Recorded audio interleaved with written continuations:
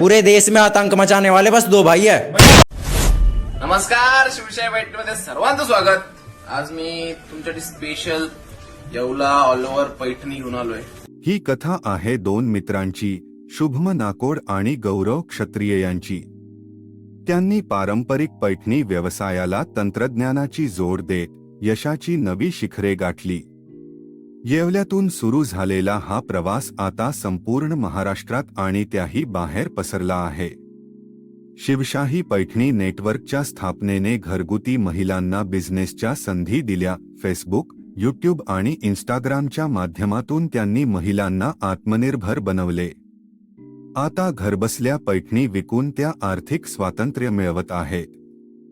पारंपरिक आणि ट्रेंडी पैठणींचा संगम करून शिवशाही हा ब्रँड नावारूपाला आला आहे।